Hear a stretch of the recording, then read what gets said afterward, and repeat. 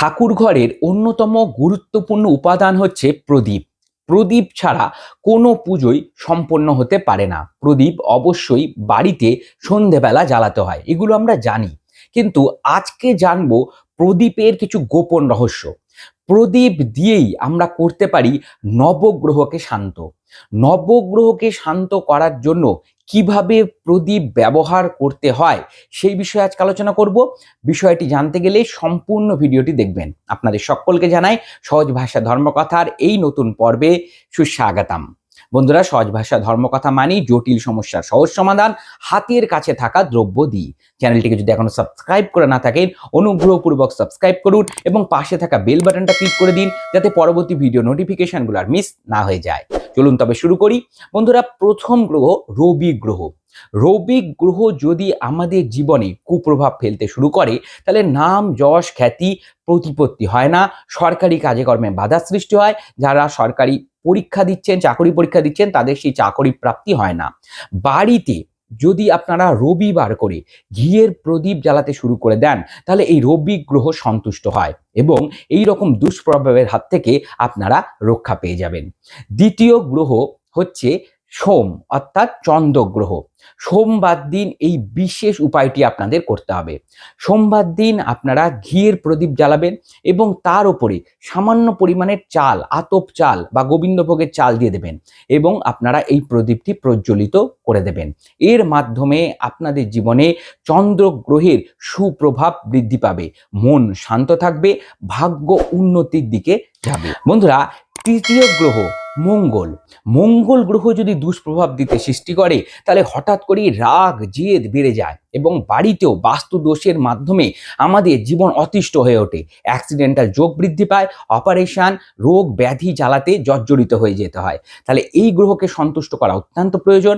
এই গ্রহকে সন্তুষ্ট করতে গেলে মঙ্গলবার করে আপনারা তিলের তেলের প্রদীপ বা ঘিয়ের প্রদীপ জ্বালাতে পারেন এবং সেই প্রদীপের মধ্যে সামান্য পরিমাণের দারচিনি দিয়ে দেবেন। দারচিনি স্টিক বা দারচিনি গুঁড়ো করেও আপনারা এক্ষেত্রে ব্যবহার করতে পারেন। বন্ধুরা, এর পরের গ্রহ বুধ গ্রহ। যারা ব্যবসায়ী বন্ধুরা আছেন তাদের জন্য তো বুধ গ্রহ অত্যন্ত প্রয়োজন। এছাড়া যারা পড়াশোনা করছেন তাদেরও বুধ গ্রহ অত্যন্ত প্রয়োজন হয়। তার কারণ বুধ গ্রহ নিয়ন্ত্রণ করে আমাদের মস্তিষ্ককে, আমাদের বাক্যকে। আমরা কিভাবে কথাবার্তা বলছি সেটা বুধ গ্রহ যেমন দেখে, তার সাথে আমাদের আর্থিক ভাগ্যও অনেকটা নির্ভর করে এই বুধ গ্রহের জন্য। ব্যবসা ভাগ্য এবং সিদ্ধান্ত নেওয়ার ক্ষমতা, এইগুলো সব বুধ গ্রহের মাধ্যমে সুনিয়ন্ত্রিতভাবে আমরা করতে পারি যদি বুধ গ্রহ ভালো থাকে।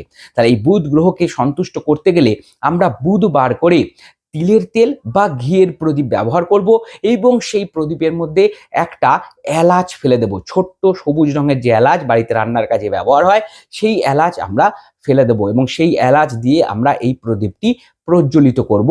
এতে বুধ গ্রহ সন্তুষ্ট হয়, বুধ গ্রহের দুষ্প্রভাব কেটে যায়। এর পরের গ্রহ বৃহস্পতি। বৃহস্পতি গ্রহের আশীর্বাদেই সাংসারিক সুখ স্বাচ্ছন্দ্য আসে, আর্থিক সমস্যা খুব তাড়াতাড়ি কেটে যেতে পারে এবং বাড়িতে গৃহসুখ অর্থাৎ স্বামী স্ত্রীর মধ্যে সম্পর্কও ভালো হয়।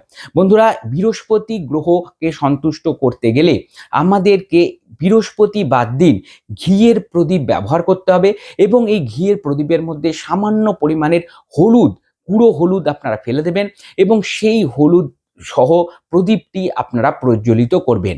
এবং বৃহস্পতি গ্রহ যখন সন্তুষ্ট হবে, আর্থিক উন্নতি যেমন আসবে, বাড়িতে যদি নলেজের ব্যাপার থেকে অর্থাৎ পড়াশোনা কেন্দ্রিক বিষয় থাকে, সেই পড়াশোনার জীবনটাও অত্যন্ত ভালো হবে। উচ্চ শিক্ষা যারা করছেন তাদের উচ্চ শিক্ষাতেও কিন্তু এই প্রদীপ সহায়ক ভূমিকা পালন করবে, বাড়িতে একটা সুন্দর বাতাবরণ সৃষ্টি হবে।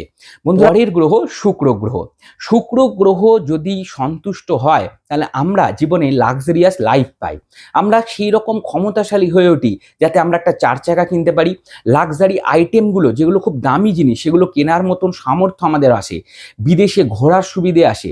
এবং শুক্র গ্রহ যদি কুপ্রভাব দিতে শুরু করে, তাহলে আমাদের আর্থিক ভাগ্য যেমন খারাপ হতে শুরু করে, আমরা যেমন ভালো অর্থ রোজগার করতে পারি না, ঠিক সেরকমভাবেই আমরা ভোগও করতে পারি না, জীবনটাকে উপভোগ করতে পারি না এবং স্বামী স্ত্রীর মধ্যে সম্পর্কও খুব খারাপ হতে শুরু করে দেয়। বন্ধুরা, এই জন্য শুক্র গ্রহ খুব গুরুত্বপূর্ণ। এই গ্রহকে সন্তুষ্ট করার জন্য আপনারা শুক্রবার দিন করে ঘিয়ের প্রদীপ বা তিলের তেলের প্রদীপ ব্যবহার করতে পারেন এবং সেই প্রদীপের মধ্যে 2টো লবঙ্গ আপনারা ফেলে দিয়ে প্রদীপটি জ্বালাবেন। এর মাধ্যমে শুক্র গ্রহ আপনাদের শান্ত থাকবে, শুক্র গ্রহ সুপ্রভাব দিতে শুরু করবে। এর পরের গ্রহ শনি গ্রহ।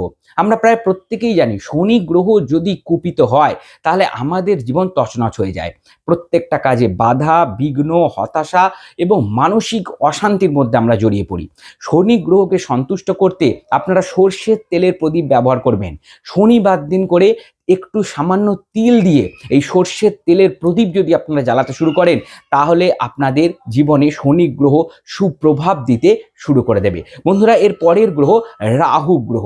রাহু গ্রহকে সন্তুষ্ট করতে আপনারা সর্ষের তেলের প্রদীপই ব্যবহার করবেন এবং এই ক্ষেত্রে আপনারা সামান্য পরিমাণের জব, 2-4টে জবের দানা আপনারা ওই প্রদীপটির মধ্যে দিয়ে জ্বালাবেন। এবং শেষ এবং অন্তিম গ্রহ আপনাদের জন্য হচ্ছে কেতু গ্রহ।